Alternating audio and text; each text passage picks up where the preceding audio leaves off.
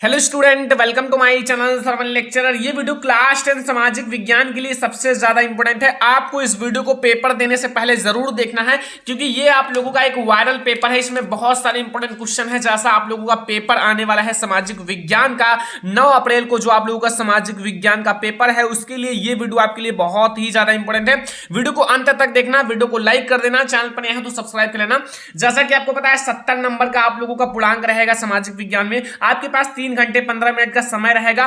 3 घंटे आपको इसको सॉल्व करना है, 15 मिनट इस पूरे प्रश्न पत्र को पढ़ना है। क्या क्या दिया हुआ है, सामान्य निर्देश कुछ आप लोगों को दिए रहेंगे, आप लोग इसको पढ़ लेना। फर्स्ट, सेकंड, थर्ड, फोर्थ, इसको थोड़ा सा आप लोग पढ़ लेना, ठीक है, उसी 15 मिनट में जो आप लोगों को दिया जाएगा। और इसमें आपके जितने भी क्वेश्चन हैं वो आप लोगों के बहुत ही ज्यादा इंपॉर्टेंट क्वेश्चन है। बिल्कुल आपको तैयार करके ही पेपर देने जाना है इन सारे क्वेश्चन को। ये आप लोगों का वायरल पेपर है, ठीक है।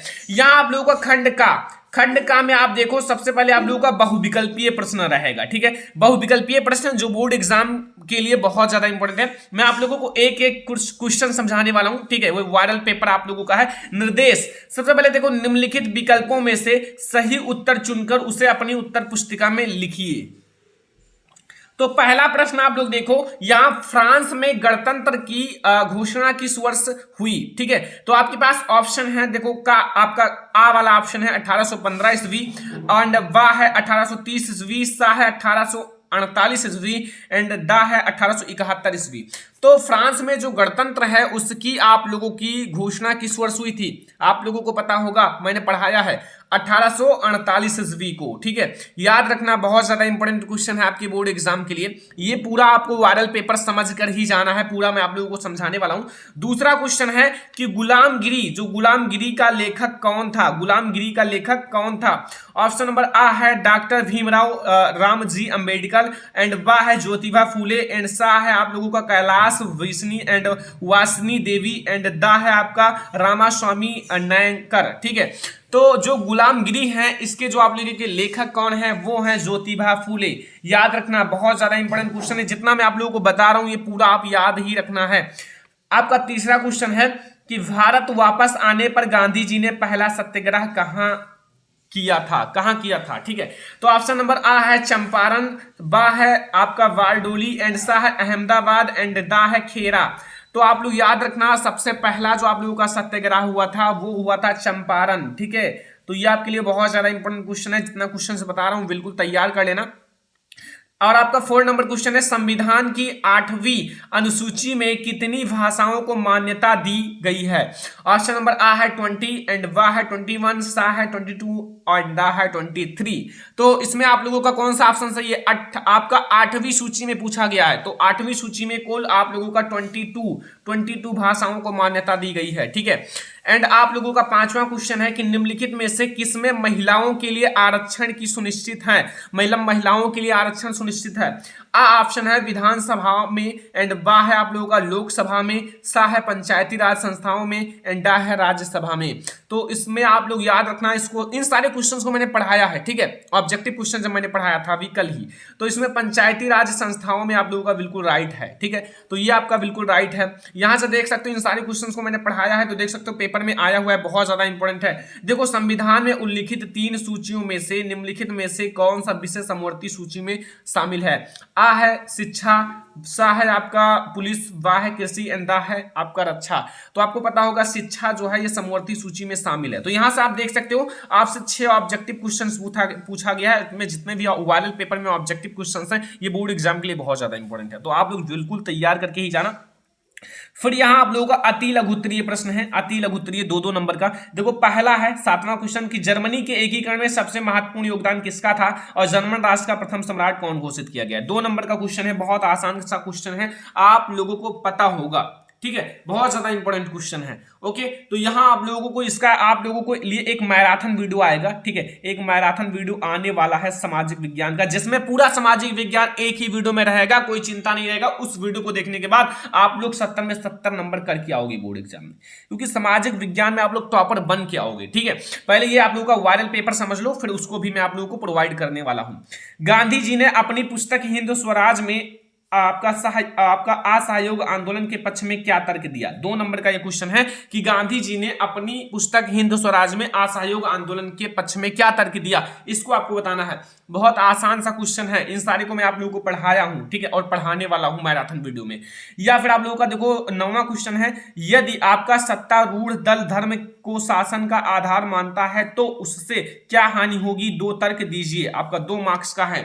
अब इन सारे क्वेश्चंस को आप याद कर लो, बिल्कुल रट डालो, ठीक है। ये सारे आपके 2-2 नंबर वाले क्वेश्चंस हैं। अब आप लोगों का लघु उत्तरीय प्रश्न स्टार्ट हो गया। लघु उत्तरीय प्रश्न आपका 10वां नंबर प्रश्न है कि साइमन कमीशन की रिपोर्ट से कांग्रेस क्यों असंतुलित था, मतलब असंतुष्ट था या असंतुष्ट थी। कांग्रेस ने किस नई राजनीति का घोषणा किया, ये 3 मार्क्स का है। मतलब आप लोगों का जो लघु उत्तरीय प्रश्न रहेगा वो 3 मार्क्स का रहेगा, ठीक है। तो अब आप लोग ये ध्यान रखना। अब आपको अगर ये नहीं आता तो अथवा आप लोग पूना पैक्ट पर किसके हस्ताक्षर हुए, उनकी 2 शर्तें लिखिए। अब इन दोनों में से तो कोई कर सकते हो ना, मतलब इतना तो आप लोग पढ़े हो ना, साल भर पढ़े हो सामाजिक विज्ञान, मैंने पढ़ाया भी है बहुत सारे इंपॉर्टेंट क्वेश्चन सामाजिक विज्ञान के, ठीक है। मैंने बहुत सारे वीडियोज आपको प्रोवाइड किया सामाजिक विज्ञान का। तो अगर आपने अभी तक कुछ नहीं पढ़ा है तो भाई पढ़ना स्टार्ट कर दो, क्योंकि इतना आप लोगों के पास टाइम नहीं है, ठीक है। अब आप लोग जो पढ़ रहे हो आप लोग लगातार पढ़ो, दिन रात पढ़ाई करना स्टार्ट कर दो, ठीक है, क्योंकि अब आप लोगों के पास समय नहीं है। ओके, अगला देखो 11 नंबर क्वेश्चन की जाति पर आधारित निर्वाचन होने में क्या हानियां हैं, किन्हीं 2 हानियों का उल्लेख कीजिए। ये आप लोगों का 3 मार्क्स का है, ठीक है। तो ये अगर आपको नहीं आता तो अथवा आप लोगों के लिए और ऑप्शन है, दबाव समूह और राजनीतिक दल में क्या अंतर है, समझा कर लिखिए और दबाव समूह का एक उदाहरण लिखिए। देखो इन सबको आपको बनाकर भी लिख सकते हो, लेकिन अगर आपको याद है तो भाई आपको याद है तब तो बहुत अच्छे से लिखोगे, आपको बढ़िया नंबर मिलेगा, फुल में फुल मार्क्स, 3 में 3 मार्क्स मिलेगा। तो अगर आपको याद नहीं है तो याद कर डालो। आपका सामाजिक विज्ञान बहुत ही सरल सब्जेक्ट है, अगर आप बहुविकल्पीय प्रश्न याद कर लोगे तो आपका 12 मार्क्स पक्का हो जाएगा। और अगर आप 2 दिन में दीर्घ उत्तरीय प्रश्न याद कर लोगे तो 24 मार्क्स का दीर्घ उत्तरीय प्रश्न आएगा। अगर यही दोनों आप करके आते हो तो यहां से आप लोगों का कितना 36 मार्क्स पक्का हो जाएगा, 36 मार्क्स, ठीक है। केवल आप बहुविकल्पीय और दीर्घ उत्तरीय याद कर लो बस, ठीक है। तो यहां से आप पास होने के लिए केवल 23 मार्क्स चाहिए। तो अगर आप लोग मेहनत नहीं कर रहे हो, करना स्टार्ट कर दो, 1-2 दिन में आप लोग बहुत पढ़ सकते हो। दीर्घ उत्तरीय प्रश्न देखो, दीर्घ उत्तरीय प्रश्न देखो, पहला है 12 नंबर क्वेश्चन, छापे खाने या फिर प्रिंटिंग प्रेस, ठीक है, के आविष्कार से समाज पर क्या प्रभाव पड़ा, किन्हीं 3 बिंदुओं पर प्रकाश डालिए। 6 मार्क्स का है, ठीक है। अथवा अंग्रेज शासकों ने भारत में कपड़ा उद्योग को कैसे नष्ट किया, उसके द्वारा अपनाए गए तरीकों पे किन्हीं 2 पर प्रकाश डालिए। इसका बुनकरों, ठीक है, पर क्या प्रभाव पड़ा, ये भी 6 मार्क्स का है। मतलब अगर आप इन दोनों में से कोई कर दोगे तो आपको 6 मार्क्स मिल जाएगा। फिर यहाँ आप लोग देखो, ये आपका नागरिक शास्त्र है, लोकतांत्रिक शासन प्रणाली से होने वाले कोई 4 आपको लाभ लिखिए, 7 मार्क्स का। अथवा आप लोग राजनीतिक दलों के कोई 4 कार्य लिखिए, ये भी आपका वही है, 7 मार्क्स का। तो मतलब आसान सा पेपर है, आप लोगों को कोई दिक्कत नहीं होगा। अब आप लोगों का मानचित्रकार है, मानचित्रकार का आप लोगों के लिए एक वीडियो आने वाला है, उसमें आप लोगों का मतलब सारी चीज आपको मानचित्रकार का एक वीडियो में पूरा आपका मानचित्र खत्म हो जाएगा, बहुत अच्छे से समझाने वाला हूं। तो यहाँ चिन्ह द्वारा नाम सहित दर्शाइए, सही नाम तथा सही आलंकन पर आपको आधा मार्क्स सही नाम पर और आधा मार्क्स आपको सही दर्शाओगे, तब अंक निर्धारित है। वह स्थान जहां सितंबर 1920 में कांग्रेस का अधिवेशन हुआ था, आपको 1 मार्क्स मिलेगा, सही लिखोगे आधा मार्क्स, और अच्छे से मानचित्र में सही दर्शाओगे तो आधा मार्क्स मिल जाएगा। वह स्थान जहां जलियांवाला बाग हत्याकांड हुआ था, ये दोनों बहुत ज्यादा इंपॉर्टेंट क्वेश्चन है, ये तो यार हर बार मैंने देखा है बोर्ड एग्जाम में आया ही है, ठीक है, जलियांवाला बाग हत्याकांड वाला, तो ये आपका 1 मार्क्स का है। अगला है तीसरा, वह स्थान जहां 1927 में कांग्रेस का अधिवेशन हुआ था, यह भी 1 मार्क्स का है। और चौथा क्वेश्चन है, वह स्थान जहां सूती मिल श्रमिकों का सत्याग्रह हुआ था। फिर 5वां है, वह स्थान जहां 1929 में कांग्रेस अधिवेशन हुआ था। तो ये सारे 1-1 मार्क्स के आपके क्वेश्चंस हैं। अब यहाँ केवल दृष्टिबाधित परीक्षार्थियों के लिए आपके मानचित्र के विकल्प स्वरूप, ठीक है, जो देख नहीं सकते, निम्नलिखित प्रश्नों के अपनी उत्तर पुस्तिका में उत्तर लिखिए, मानचित्र का प्रयोग ना करें, वो मानचित्र नहीं भरना है उन्हें। फिर वही सारे क्वेश्चन है, देख सकते हो, मतलब एक जैसे क्वेश्चन है, ठीक है, वही सारा क्वेश्चन है। तो ये आप लोग देख सकते हो, बहुत आसान सा क्वेश्चन है, आप लोगों को पता चल गया होगा, ठीक है। तो यहाँ आप लोगों को ये क्वेश्चन मतलब 5 मार्क्स का आएगा, मानचित्र वाला। इधर आपका खंड खा में भी 5 मार्क्स का ही आएगा। अब देखो यहाँ फिर से अब खंड खा स्टार्ट हो गया, खंड खा, ठीक है। पेपर ये आप लोग पूरा पढ़ के जाना, जितना क्वेश्चंस बता रहा हूं, ठीक है, ये बहुत ज्यादा वायरल पेपर है। निर्देश देखो, निम्नलिखित विकल्पों में से सही उत्तर चुनकर अपने उत्तर पुस्तिका में लिखिए। 15 नंबर क्वेश्चन, निम्नलिखित में ऐसे कौन सा नवीकरणीय योग्य संसाधन नहीं है? इसमें से कौन नवीकरणीय योग्य संसाधन नहीं है? आ वाला पवन ऊर्जा, बा है जल, सा है जीवाश्म ईंधन, दा है वन। तो इसमें से कौन नवीकरणीय योग्य संसाधन नहीं है? इसमें से जो जीवाश्म ईंधन है ना, जीवाश्म ईंधन नवीकरणीय योग्य संसाधन नहीं है। याद रखना, बहुत ज्यादा इंपॉर्टेंट क्वेश्चन है। 16 नंबर क्वेश्चन है, निम्नलिखित में से कौन सी रेशेदार फसल है? 1 मार्क्स का है ऑब्जेक्टिव क्वेश्चन। रेशेदार फसल तो आपके पास आ नंबर वाला है गन्ना, बा है चाय, सा है रबड़, दा है जूट। तो इसमें से कौन रेशेदार फसल नहीं है? आपका रेशेदार फसल है कौन है? इसमें से जूट। जूट दो है, एक रेशेदार फसल है। ठीक है, मैं आपको आंसर भी बता रहा हूं ऑब्जेक्टिव क्वेश्चंस का, बहुत ज्यादा इंपॉर्टेंट जो ऑब्जेक्टिव क्वेश्चंस है। जहां आपका 17 नंबर क्वेश्चन है, अर्थव्यवस्था के सार्वजनिक तथा निजी क्षेत्र निम्नलिखित में से किस आधार पर विभाजित किए गए हैं? आ वाला है रोजगार की शर्तों पर, बा है आपका आर्थिक गतिविधि के स्वभाव पर, एंड सा है उद्यमों के स्वामित्व पर, एंड आपका दा है उद्यम में नियोजित श्रमिकों की संख्या पर। तो 1 नंबर आपका है ये, 1 नंबर का क्वेश्चन है। अब इसमें से आपका राइट आंसर है ये। ठीक है, याद रखना, उद्यमों के स्वामित्व पर। अगला देखो, झरिया प्रसिद्ध है। एक झरिया है आप लोगों का प्रसिद्ध है, एक कोडरमा जो पूछा जाता है ना, कोडरमा किसके लिए जाना जाता है, ये भी क्वेश्चन बहुत ज्यादा इंपॉर्टेंट है। तो झरिया जो है वो तो बच्चा बाल्टी कोयले के लिए प्रसिद्ध है, लेकिन कोडरमा जो है वो आर्द्रक के लिए है। ठीक है, आर्द्रक का अग्रणी उत्पादक है। ठीक है, ये दोनों क्वेश्चन याद रखना, इसमें से कोई ना कोई आपको बोर्ड एग्जाम में देखने को मिलेगा। ठीक है, ये आपके लिए बहुत ज्यादा इंपॉर्टेंट क्वेश्चंस हैं। इसमें जितने भी क्वेश्चंस हैं यार बहुत ही ज्यादा इंपॉर्टेंट हैं। अगला देखो 19 नंबर, लाल पीली मिट्टी पाई जाती है। आ है दक्कन के पठारों पर, एंड बा है मालवा प्रदेश में, सा है ब्रह्मपुत्र घाटी में, एंड दा है थार रेगिस्तान में। तो इसका राइट आंसर क्या होगा? इसका राइट आंसर होगा दक्कन के पठार पर। ठीक है, 20 नंबर क्वेश्चन है कि निम्नलिखित देशों में से किस देश का मानव विकास सूचांक 2016 के अनुसार भारत में सबसे अधिक ऊंचा है? तो इसका राइट आंसर क्या होगा? कल मैंने पढ़ाया था, तो इसका श्रीलंका हो जाएगा। तो ये सारे क्वेश्चंस आपको बिल्कुल क्लियर हो गया होगा, ऑब्जेक्टिव क्वेश्चंस, कोई दिक्कत नहीं होगा। यहां से मैंने आप लोगों को बता दिया कि खंड आस मतलब खंड का से आप लोगों का 6 नंबर का, और खंड खा से आप लोगों का 6 नंबर का, 12 मार्क्स का केवल ऑब्जेक्टिव क्वेश्चन ही आएगा।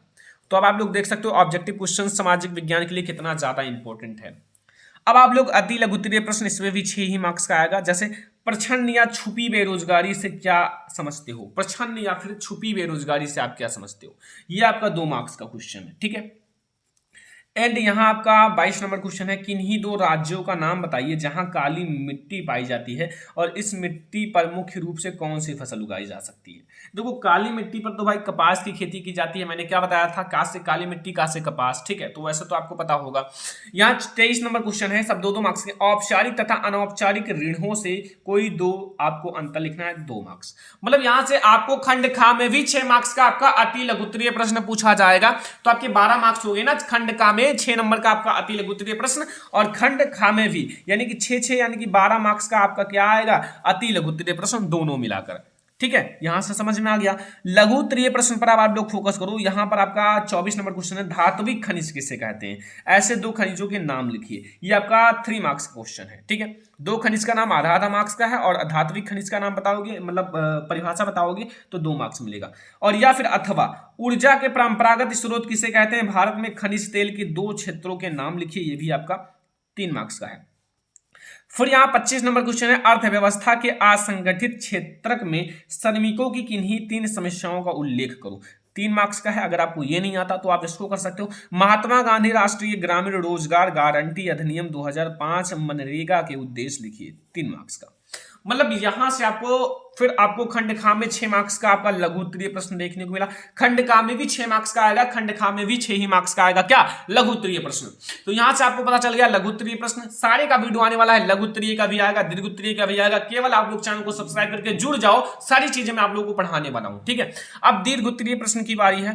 दीर्घोत्तरीय प्रश्न देखो, आपका पर्यावरण प्रदूषण से आप क्या समझते हो? उद्योग हमारे पर्यावरण को कैसे प्रदूषित करता है? 6 मार्क्स का। देख सकते हो कितना आसान सा क्वेश्चन है, निबंध के टाइप का है। तो मतलब अगर आप ये ना कर पाओ तो फिर आप लोग कुछ नहीं कर पाओगे। ठीक है, मतलब ये इतना आसान सा क्वेश्चन है। अथवा देखो, निम्नलिखित प्रत्येक का वर्णन करो 40 शब्दों में। पहला है भैया स्वर्णिम चतुर्भुज महाराज मार्ग, दूसरा है राष्ट्रीय राजमार्ग, तीसरा है राज्य राजमार्ग। ये भी 2-2 मार्क्स का है।